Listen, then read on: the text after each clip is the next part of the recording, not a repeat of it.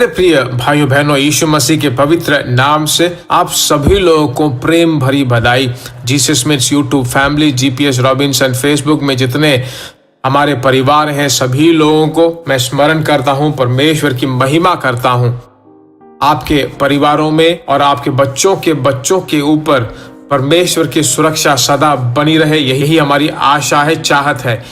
इन दिनों में परमेश्वर वापिस आपको भविष्यवाणी का वचन आपको देना चाहता है। परमेश्वर भला है मेरे प्रिय लोगों। उस दिन का, उस समय की सच्चाई को भी मैं कह सकता हूं। आखिरी दिनों में हम जा रहे हैं, हमारे उद्धारकर्ता यीशु मसीह के उस आगमन की चोटी पर हम खड़े हैं। इसमें और कुछ हम नहीं कह सकते। परमेश्वर के वचन पर चलते हैं। पहली यूहन्ना की पत्री 2 अध्याय 28वां वचन, निदान हे बालकों उसमें बने रहो कि जब वह प्रकट हो तो हमें हियाव हो कि हम उसके आने पर उसके सामने लज्जित न हो, उसके सामने लज्जित न हो, हियाव बांध कर रखो। बाइबल ऐसा कहता है, उसमें सदा बने रहो। मेरे प्रिय भाइयों बहनों, परमेश्वर की आगमन के बारे में कहा गया वचन है। उसके सम्मुख में, उसके उस अनंत जीवन में, उसके राज्य में दिखने लायक हमें होना चाहिए ना। तो हमें क्या करना चाहिए? बाइबल बताती है 27वें वचन में कि तुम्हारा वह अभिषेक जो उसकी ओर से किया गया है वह तुम्हारे अंदर बना रहता है। वही अभिषेक परमेश्वर के लोगों जब मसीह प्रकट होगा, उसके सामने लज्जित न होने लायक हियाव बांधकर पवित्र आत्मा में वहां पर खड़ा करता है।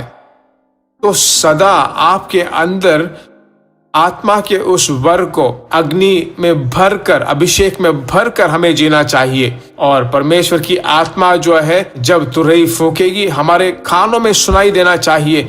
उस अनंत जीवन में हमें प्रवेश करना चाहिए। ऐसी सोच मैं ही नहीं बल्कि मेरा पूरा परिवार उस अनंत जीवन में प्रवेश करे, ऐसी सोच के साथ तो हमें जीना चाहिए। विशेष रूप से आज इस वचन के अनुसार हमसे बात कर रहा है। आमीन। 27वें वचन में कहा गया है कि उसके द्वारा पाए गए उस अभिषेक हमारे अंदर बना रहा है। 27वें वचन में मैंने पढ़ा तो आखिरी शब्द जो ऐसा कहा गया है कि हियाव हो कि हम उसके आने पर उसके सामने लज्जित ना हो। कैसे हम रह सकते हैं? अभिषेक के द्वारा ऐसा रह सकता है। पवित्र आत्मा जो है हमें स्थिर बने रहने में सहायता करेगा। इसीलिए हर दिन आत्मा के द्वारा चलाया जाना चाहिए, उसकी आवाज को सुनना चाहिए। जब वो हमें सिखाता है तो उसकी आज्ञा को पालन करना चाहिए। जब वो हमें चेतावनी देता है तो हमें समर्पित करना चाहिए। अर्पण के साथ हमें जीना चाहिए। आज का दिन ऐसा ही बेहतर दिन और खुशी से भरा हुआ दिन होने के लिए हमें परमेश्वर के सम्मुख में अपने आप को समर्पित कर देना चाहिए। इस संदेश को सुनकर परमेश्वर के द्वारा आपको आशीष पाना चाहिए। दूसरों को आप आशीष बन कर रहें, यही परमेश्वर की इच्छा है, परमेश्वर की विचार है।